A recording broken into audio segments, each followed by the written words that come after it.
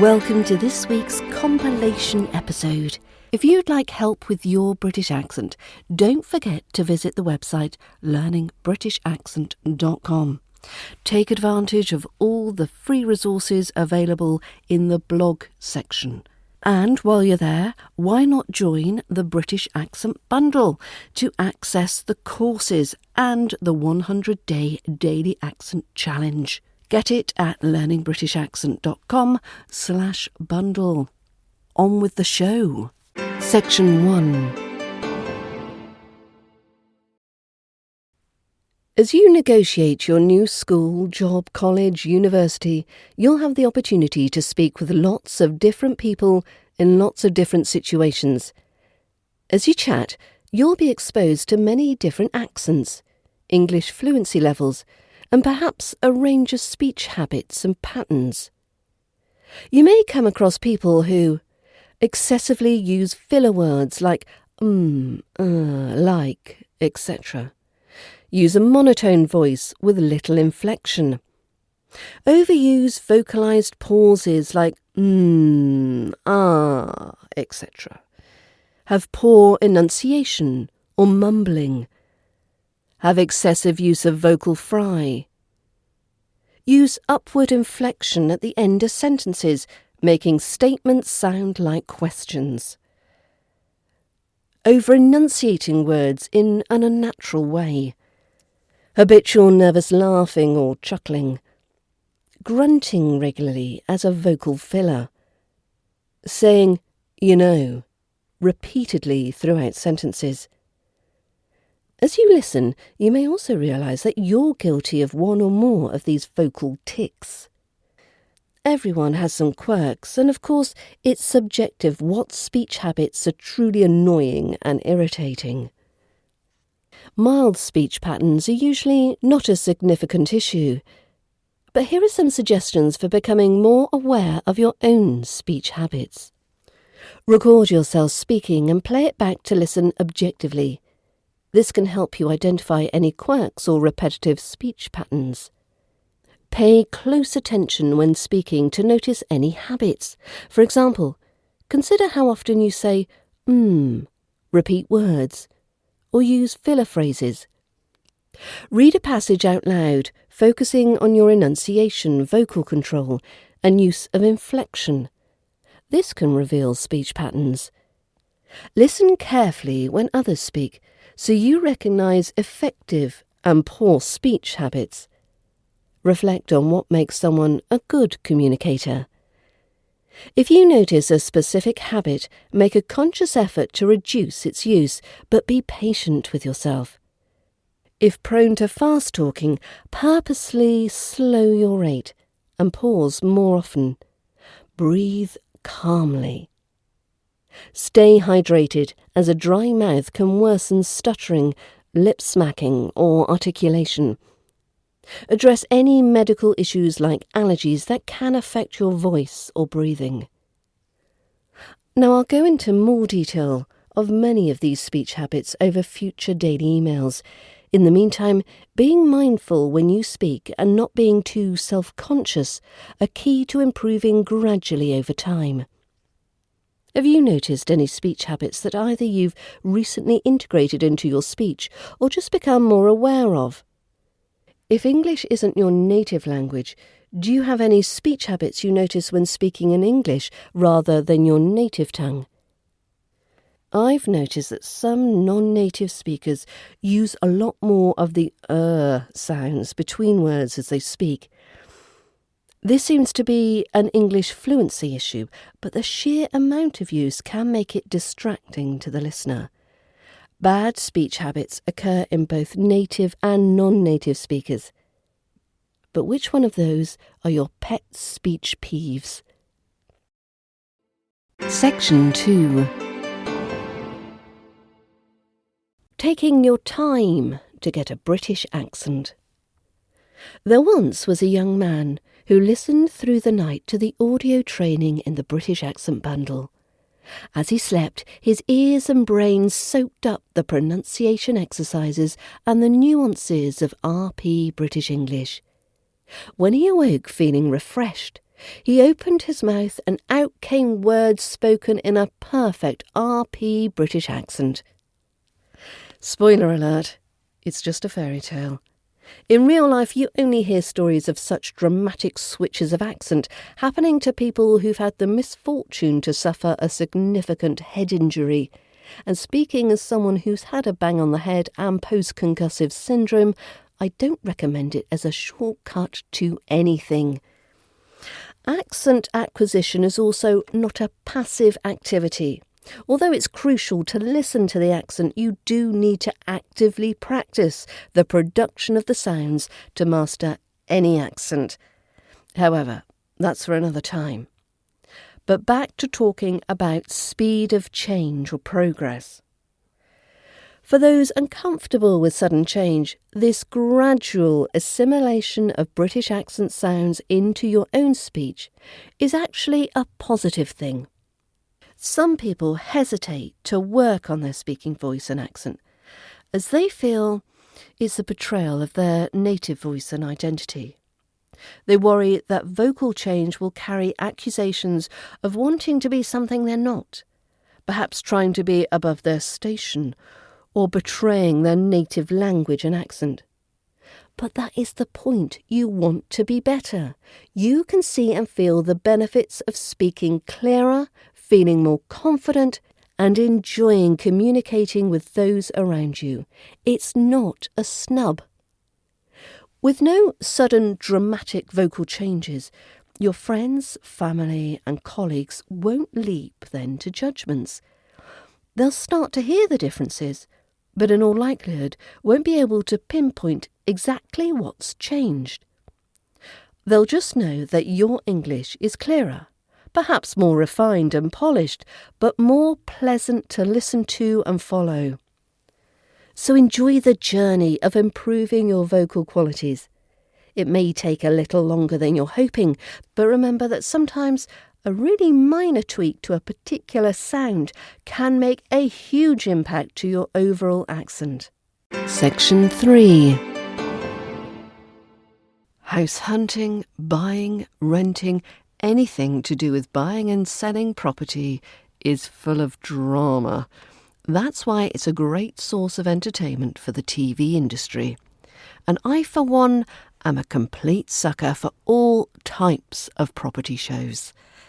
A particular favourite is the ever so popular Location, Location, Location, which has been going on our screens for decades.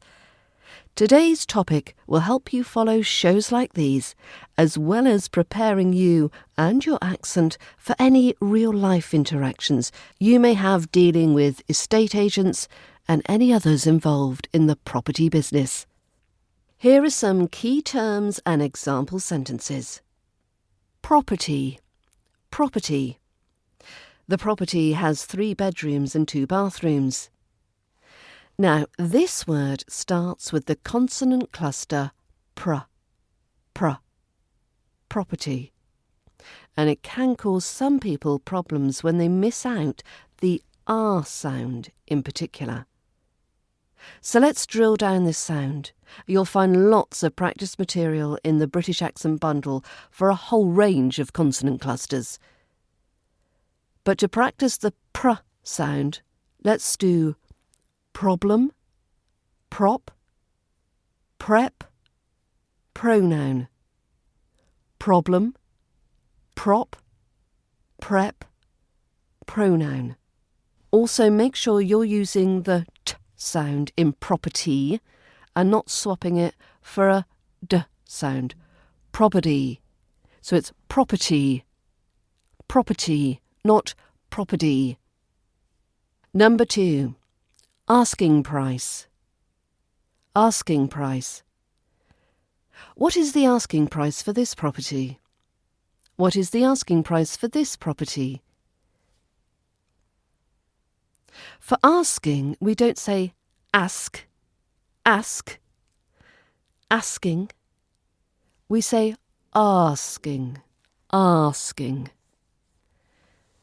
And again, there's another PR consonant cluster with price, so you can add that one onto your list. Number 3. Floor plan. May I see the floor plan to get a sense of the layout? May I see the floor plan to get a sense of the layout?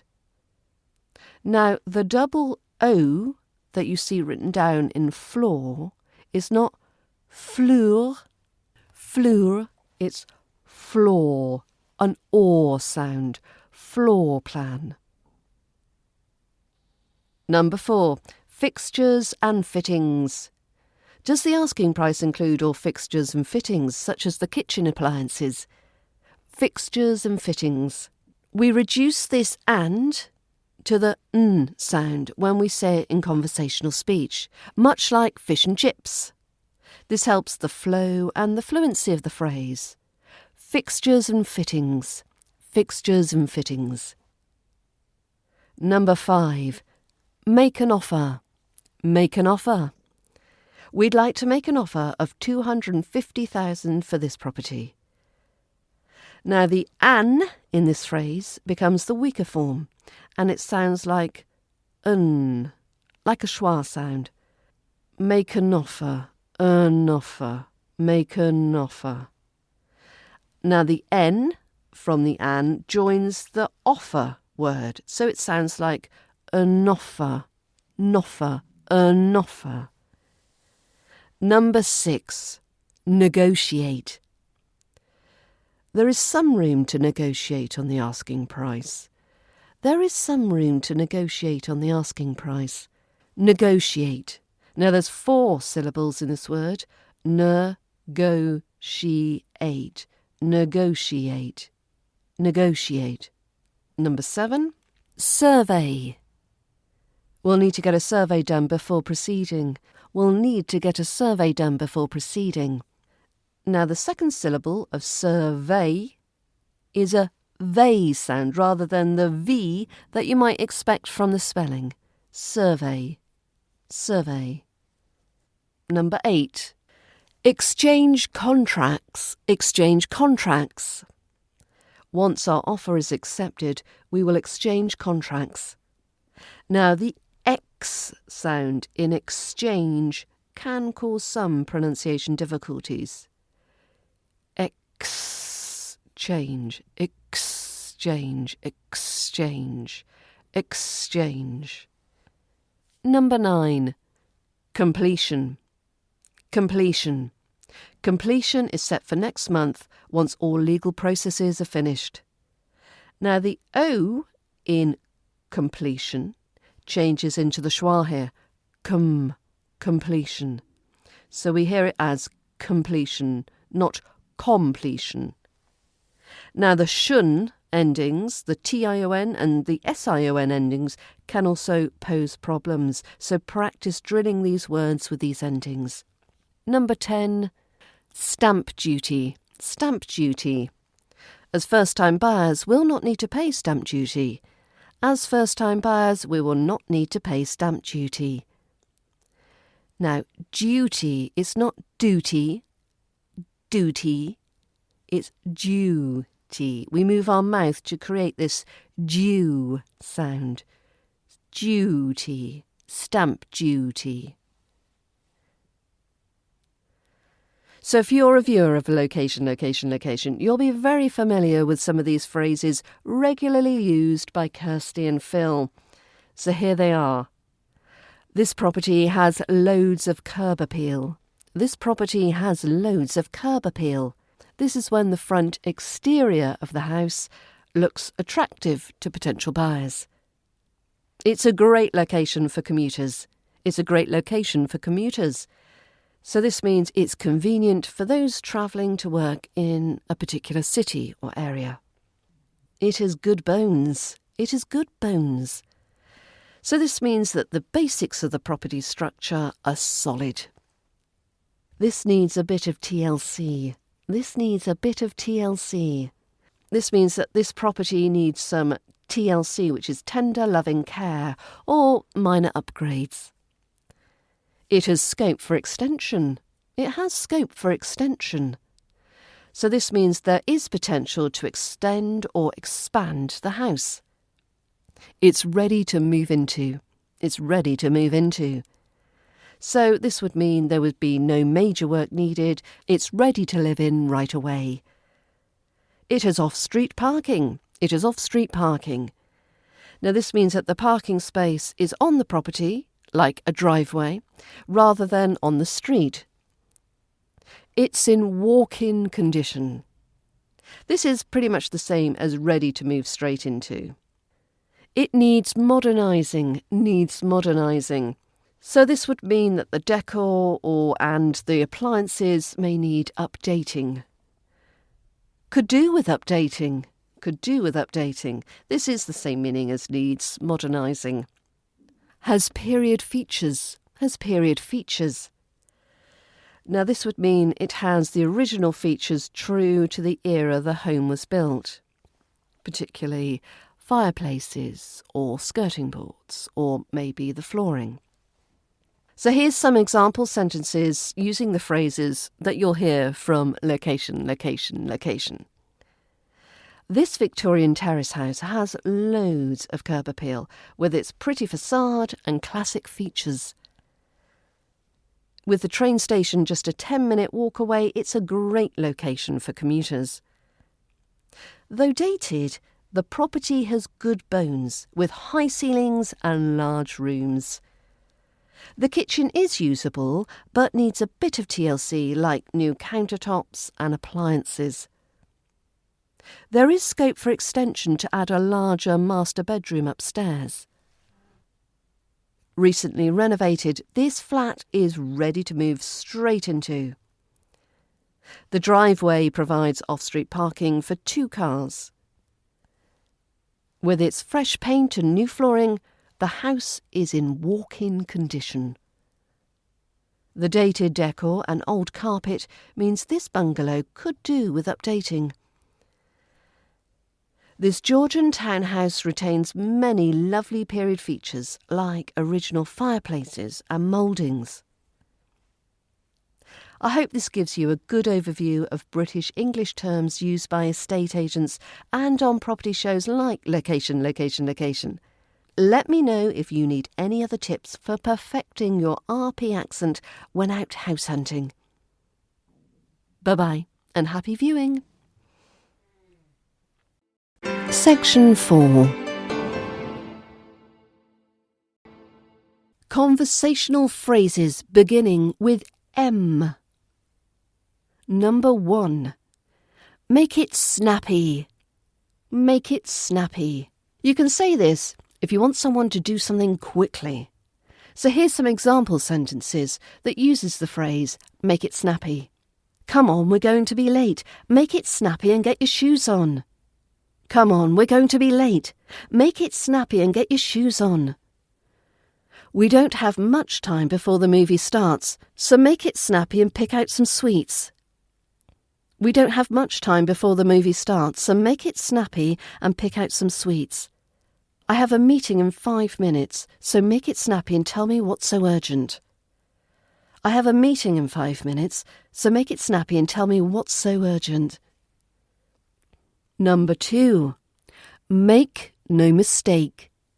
Now you can say this to emphasise that you mean what you're saying, especially if you're warning or threatening somebody. So here's some example sentences using this phrase, make no mistake. Make no mistake, if we don't act now, the situation will only get worse. Make no mistake, if we don't act now, the situation will only get worse. He seems like a nice person at first, but make no mistake, he cannot be trusted. He seems like a nice person at first, but make no mistake, he cannot be trusted. I know times are tight, but make no mistake, cutting education funding will harm kids. I know times are tight, but make no mistake, cutting education funding will harm kids. Number 3. Make yourself comfortable. So you can use this to politely tell a client or a visitor to sit down after they've arrived. So here's some example sentences using this phrase. The doctor is running about 15 minutes behind, but please have a magazine and make yourself comfortable. The doctor is running about 15 minutes behind, but please have a magazine and make yourself comfortable. Excuse the mess, but please make yourself comfortable while I tidy up a bit. Excuse the mess, but please make yourself comfortable while I tidy up a bit. Your room is just down the hall. Make yourself comfortable and let me know if you need anything else. Your room is just down the hall. Make yourself comfortable and let me know if you need anything else. Number 4. Make yourself useful. Make yourself useful. So you can use this phrase to tell someone to stop wasting time and to do something useful. Here's some example sentences using the phrase, make yourself useful. Instead of just standing there, make yourself useful and help set the table. Instead of just standing there, make yourself useful and help set the table. I'm busy cooking. Make yourself useful by tidying up the living room. I'm busy cooking. Make yourself useful by tidying up the living room. If you're just going to sit around, you might as well make yourself useful by walking the dog. If you're just going to sit around, you might as well make yourself useful by walking the dog. Number 5. Might as well or may as well. Now you can say this if you think or agree that something is the best thing to do given the situation you're in. So here's some example sentences using this phrase. It's raining pretty hard. We might as well wait here until it lets up. It's raining pretty hard. We might as well wait here until it lets up. I have to stop by the post office anyway, so I may as well take your package too while I'm there. I have to stop by the post office anyway, so I may as well take your package too while I'm there. We're already an hour late, so we may as well take our time and grab lunch on the way. We're already an hour late, so we may as well take our time and grab lunch on the way. Thanks for listening to this week's episode. The PayPal and the Buy Me a Coffee links to donate to the podcast can be found in the show notes. Thank you so much for your support. Hope you have a great week ahead, and bye for now.